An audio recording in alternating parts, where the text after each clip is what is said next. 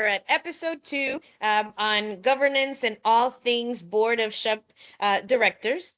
And we are talking today about what makes a high performing board. And the reason this topic is important is because not all boards are created equal. And not all organizations need the same kind of boards.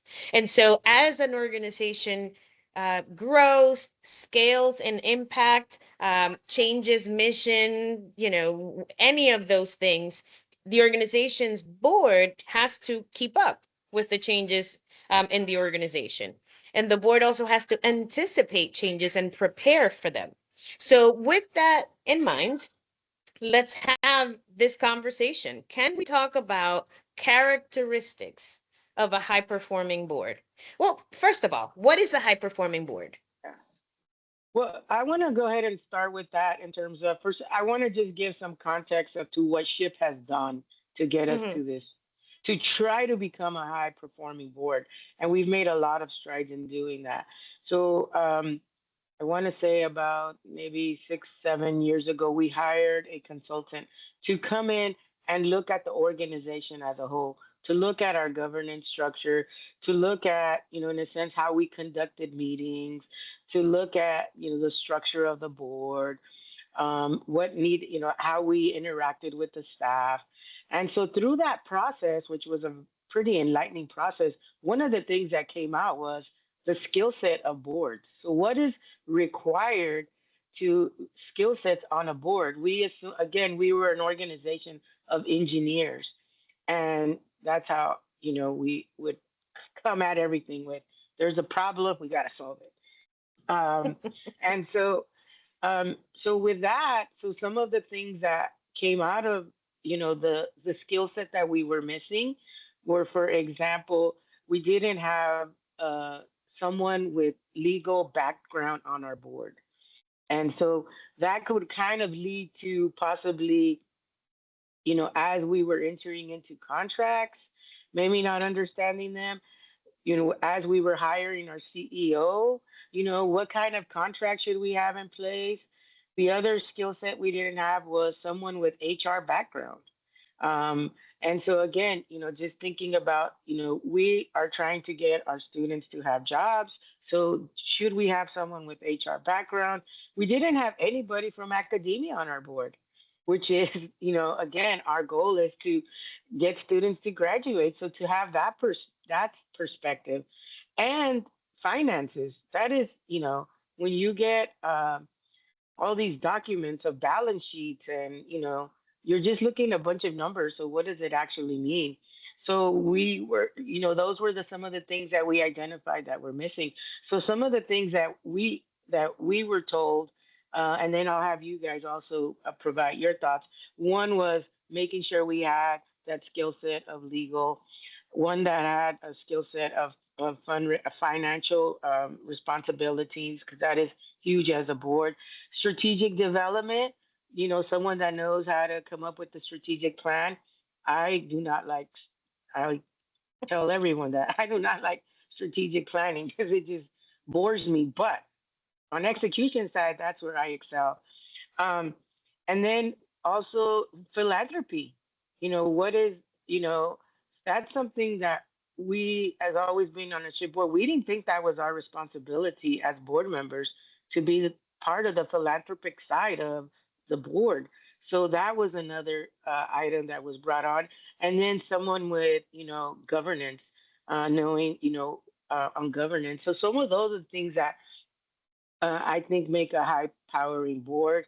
And I think the biggest thing eventually is not a skill set, but how do we communicate with each other?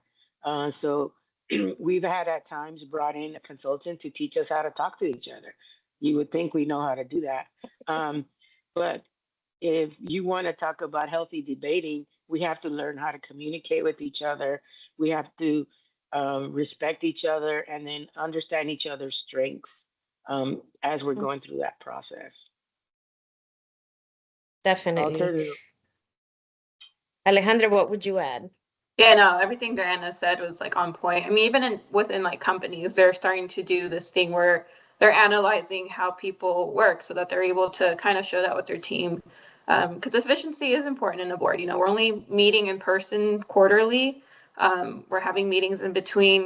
We not everyone can make it all the time, so finding the ways to talk to one another, work with one another.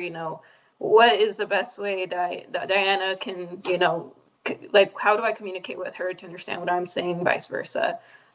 So I think that is very an important part within the board, and kind of like, and I think you're going to touch this on the next podcast, but these committees, we do have these board members being chairs of some of these committees. And so we want those people like with the different expertise to be leading the rest of the committee in the right way. Hmm. What I think of, especially as I hear you speak and share your thoughts on a high performing board, there's 2 points that come to mind. One is if you are caught up in figuring out like the logo on the t-shirt for the event, you're not thinking about the quality of the event. You're not thinking about what the event should be 2 years from now, 3 years from now, and making sure that we're set up for that, right? So that's why the board, to be high performing, cannot get caught up in the details of execution, right? So you don't want your board to be a day-to-day operations board. You want the board to be strategic. And that's part of what distinguishes, I'm going to call it a working board and a strategic or high performing board. So that's one thought. And then the other one is that in order to respond to changes in the world and the marketplace, the board needs to be forward thinking, strategic, and having kind of high level discussions instead of nitty gritty. Because, so say, for example, the political climate in the US has changed in the last 10 years. So, how can SHIP be a visionary in a time like that? How does SHIP think about, as an organization, how do we create the kinds of programs and how do we serve the population in this country that we serve if we're not thinking long term? If we are too caught up in day to day, those are 2 areas where we would miss the opportunity to best serve and make the biggest impact. I think that it's still a learning curve because we are, have this like, I'm not only the president, I am also the client, right? Like we are, as board members, for the most part, we are both board members and members of the organization. So we are both volunteers in the execution of the mission, but when we're at a board meeting, we are long-term thinkers, strategic governance thinkers, not day-to-day operations. Any thoughts on that? No, I mean it is hard because again, we are very passionate members. And I mean, when I first got on the board, we were a volunteer driven board. We drove the organization. And when I was the president, I was technically the CEO of the organization.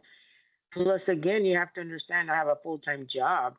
And so, as we've transitioned away from the board being more strategic, providing that direction, the mission, the vision, uh, and allowing the staff to do the day to day, has allowed for this organization to grow in a way that we didn't think we could. And Mm-hmm. but they both work hand in hand. And the board, what we as a board always want to make sure is that we are always providing that strategic direction. We do not want to be a board of they just come in and we vote, or we just do a wanting thing like, all right, everything's hunky dory. We That's what will make continue to have this organization become stronger.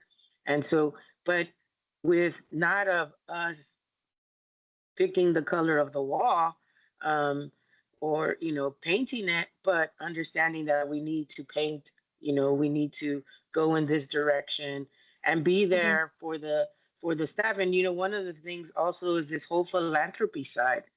that has not been a culture of our board.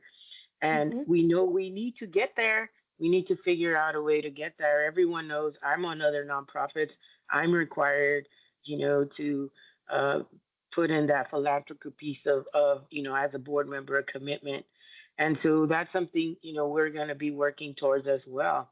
And so we Mhm. have, um, just again, become more strategic, um, providing that direction, and but still making the right decisions, for SHIP.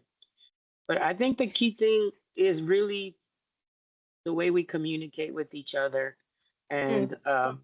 and working well together. And the three of us on this call, each of us have uh, our strengths, and collectively, that's we're making the board a lot stronger. Yeah, Yes, absolutely. I for think even sure. like for me, like when I ran for the board, I had someone pull me aside and be like, "Do you even know what the board is focused on?" And in my head at the time, I was like, like making the organization better. She's like, "Yes, but the difference is understanding the difference between staff and the board. You're not your vision is not focused in the front. Like your vision's focused like far ahead." And that was something that I definitely had to like transition very quickly, like jumping onto the board. When you guys are saying like you get caught up in like what should be the color of like the logo or whatever, you're like, no, this doesn't matter to me. That is the staff's job. Let them handle it, Right. and like just keep going back and calibrating to the question is this aligned with strategy? Mhm. Yeah. Now, I And just want go to know. ahead. So yeah, we don't pick the color, but at the same time, we do get to make the Yes. decision on ultimately what the color is. We're not involved in the, as they say, the sausage making, but at the end of the day, we ensure what's best for the organization. We want to make sure, just on a logo sake, that it does make sense, and it still represents the organization and who we are.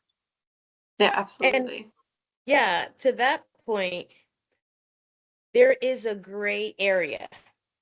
It's not a line drawn in the sand. And I think one of our outgoing board members said that very clearly. There isn't a line.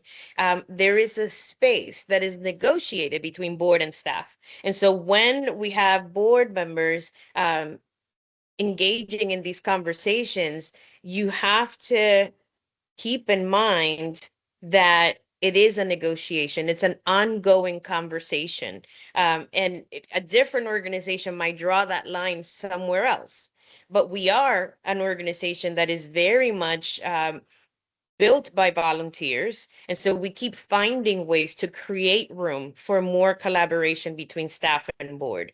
And so that is unique to the SHIP mission and to our concept of familia, which makes this issue one of the most, I'm going to say, passionate ones, where as board members, we're always guarding uh, the staff as, their resources, the people, making sure that they are um, satisfied with their work environment. Like culture is important, but also creating opportunity for volunteers to join in that execution and to be mission driven along with the staff. So probably one of the hardest things that we have to do as a high performing board, I would say.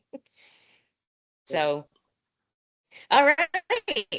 Well, I think that ends our episode 2. And we will keep coming back with more. Make sure that you keep checking out these episodes and that you are learning more and more about how the organization is governed. Thank you for showing up again. Thank you.